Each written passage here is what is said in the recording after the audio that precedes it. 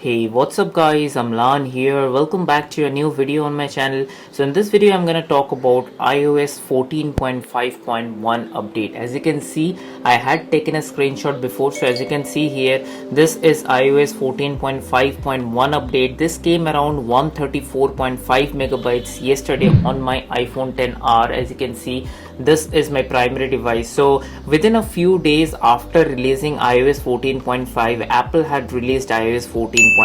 Now if I go to the settings and general and about, as you can see, this is all the details of this update, iOS 14.5.1. So in this video I'm going to talk about the update and why iOS 14.5 is important to update and what new feature it includes and what are the bug fixes, because when it's 0.1 and 0.2 after 0.5 or 0.6, then it's a security fix and must be there are security vulnerabilities that are fixed in the back end. So in this video I'm going to talk about that. So without further delay, let's get right into the video. But before that, if you're new here on the channel and happen to enjoy this kind of videos, give this video a thumbs up, and also I would request you to subscribe to the channel because this motivates me a lot to make more of this kind of videos. And now with that being said, let's get right into the video.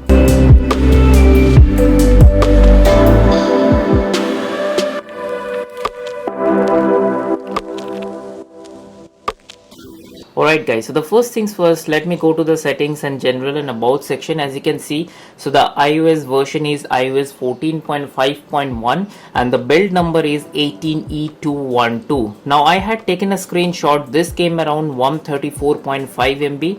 Now depending on from which iOS version you are coming from, maybe you are coming from iOS 14.4, this update size will be different for you. But I was on iOS 14.5, so if you are coming from iOS 14.5 and jumping to iOS 14.5.1 update, this would be varying differently between 120 to 150 odd megabytes. So this is the update details. As it says, iOS 14.5.1 includes bug fixes, provides important security updates, and is recommended for all users. Now also I had taken one more screenshot before updating to iOS 14.5.1. As you can see, the build number was 18E199 and right now the build number is 18E212. Also taking a look at the available space before the update, it was 28.23 GB as you can see, and after the update, as you can see, it has sort of increased. It is 29.08 GB.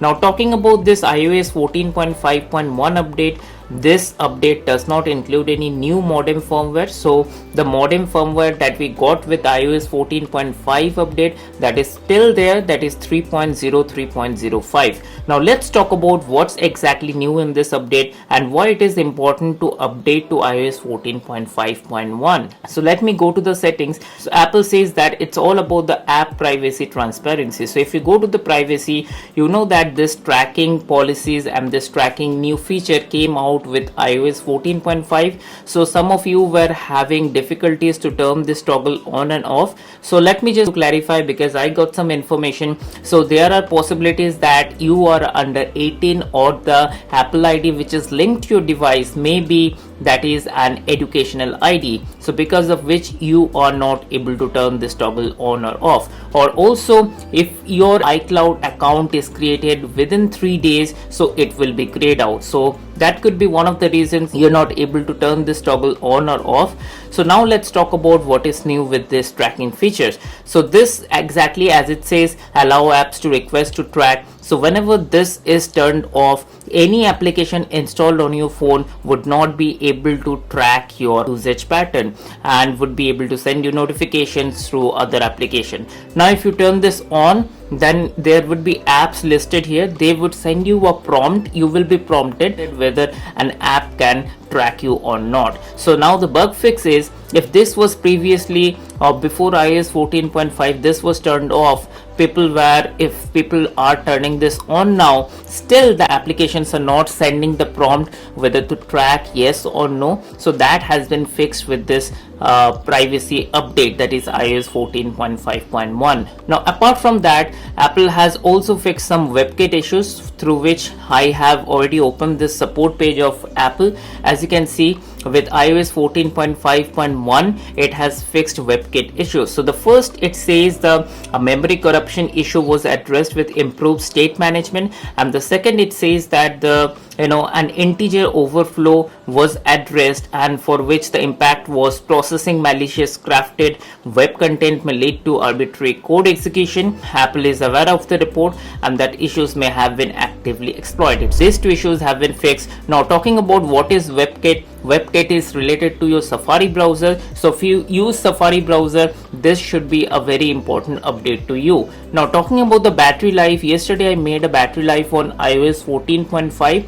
How's the battery? I hope with this update as well the battery life should be good, because yesterday already I explained the iOS 14.5 update is having a good battery life. So this is how the battery looks like. I hope with iOS 14.5.1 the battery life continues to be the same, or actually it improves. So I'll let you know in a few days. So as of now, this is the battery stats looking like. So iOS 14.5 had good battery life. With this new update iOS 14.5.1, I hope the battery life continues to be the same. And talking about the performance, I also, few of you have talked about the Geekbench. So I ran this Geekbench today morning. Let me go to the scores, and if I go to the scores, as you can see, the single core score was 1113 and the multi-core score was 1081.8. So this is the score that I got with iOS 14.5.1. Now if I take a look at the history, let me go back and let me show you that I last ran it on 27th of March when it was on iOS 14.4. So that time the score was kind of a similar. So there is not much of a change in terms of Geekbench score. So many of you have requested, if you have Geekbench 5, show us how it is performing in terms of benchmarks. So the results are in front of you. So the single core and the multi-core scores are kind of similar. So then again, I hope this was a useful video for all of you, and let me know if you have already updated to iOS 14.5.1, and if you have, so on which iPhone you have updated it to. So then again, I hope you like this video. Give this video a thumbs up, and also if you're new here, do subscribe to the channel. It motivates me a lot to make more of this kind of videos. Now with that being said, I will see you on my next video. Bye.